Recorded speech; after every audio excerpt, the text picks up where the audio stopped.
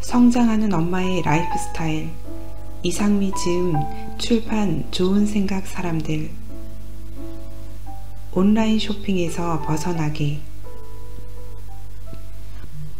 실제로 온라인에서는 돈의 가치를 직접적으로 느끼기가 어렵습니다.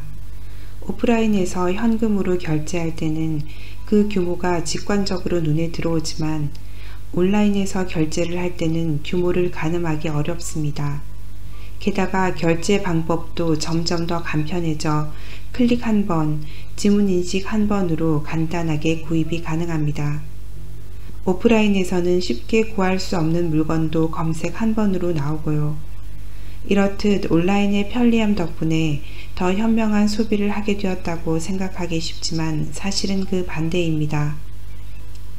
양말을 하나 사려고 어플에 접속했다가 팝업 광고에 이끌려 속옷과 잠옷을 구경하고 있는 사이 양말을 사려고 접속했다는 사실은 까맣게 잊고 다른 물건을 장바구니에 담기 시작합니다. 무료 배송 금액을 채우기 위해 필요하지도 않은 자질구레한 소품을 담기도 하죠.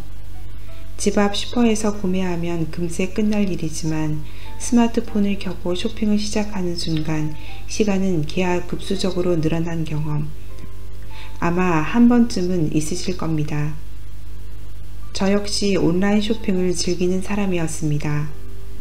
집 앞에 하루도 택배 상자가 없는 날이 없었죠. 자질구레한 소품부터 식재료, 의류, 책 등등 모든 것을 온라인으로 해결했습니다. 갑자기 삼겹살을 먹고 싶은 저녁에는 동네 정육점을 이용하는 대신 배달 어플을 사용해 배달을 시켰고요.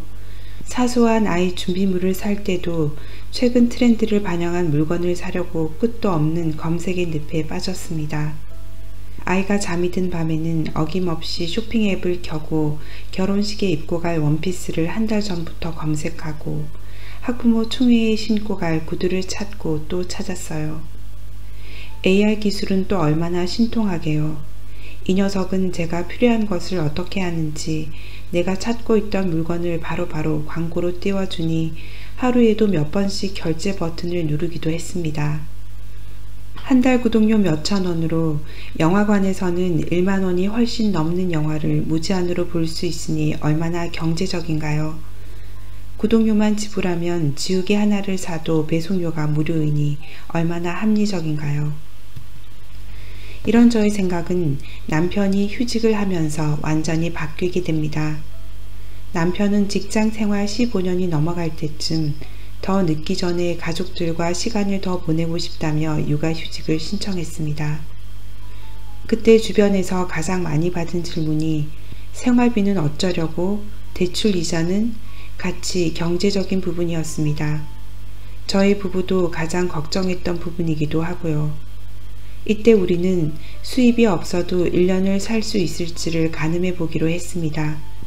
어쩔 수 없이 서로의 소비 내역과 비상금 상황도 모두 공유할 수밖에 없었죠. 소비 내역을 일일이 적으며 눈으로 확인한 것도 처음이었지만 내가 무심코 쓰던 돈을 타인의 눈에서 평가받는 일도 처음이었죠. 나에게는 당연한 소비가 남편의 눈에는 사치로 보이는 부분이 있었습니다. 그 반대도 마찬가지였고요. 서로 불필요한 소비를 지적하며 고정 지출을 줄이는 데 집중했고 각종 OTT 구독료, 독서 플랫폼 구독료, 쇼핑앱 멤버십 구독료, 음악 재생 구독료 등을 모두 정리했습니다. 그렇게 하니 한 달에 외식 함께 할 비용은 굳어지더군요. 구독을 취소하면 당장 손해를 보고 불편할 것 같았던 생각과 달리 생활은 전혀 달라지는 것이 없었습니다. 오히려 독서 플랫폼을 이용할 때보다 더 자주 도서관에 가서 종이책을 읽게 되었고 밤마다 OTT 콘텐츠를 찾아보느라 늦게 잠을 자곤 했던 습관도 사라져 수면의 질도 좋아졌습니다. 콜로라도 대학에서 한 연구에 따르면 행복한 이들은 여행이나 공연처럼 경험을 사기 위한 지출이 많고 불행한 이들은 물건을 구매하는 비중이 더 많다고 합니다.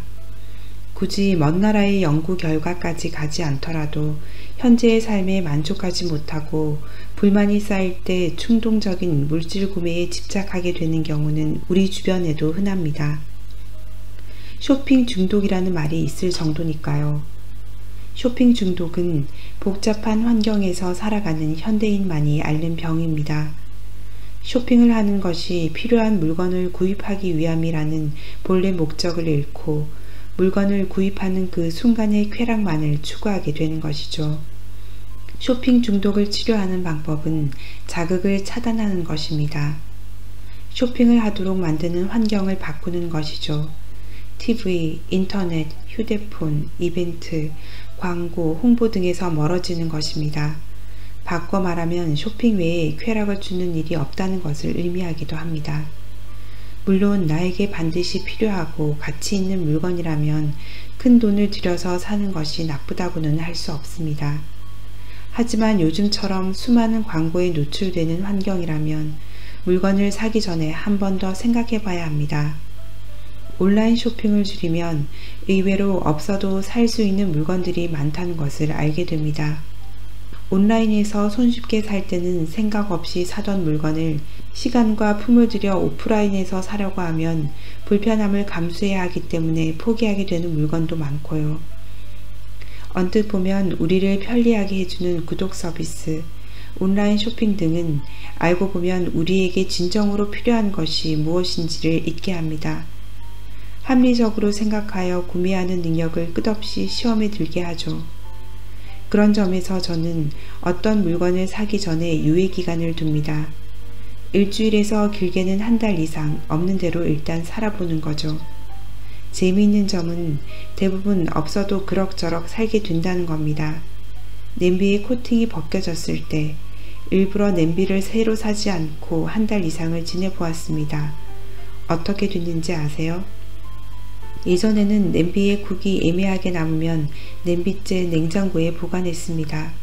보기도 안 좋고 냄비의 수명을 단축시키는 일이었죠. 지금은 남은 음식을 바로 소분해 작은 용기에 옮겨 담아 보관하고 있습니다. 냉장고 정리도 훨씬 깔끔해졌죠. 남은 음식을 다 먹기 전에는 새로운 요리를 하지 않게 되었습니다. 설거지 거리도 줄어들었죠.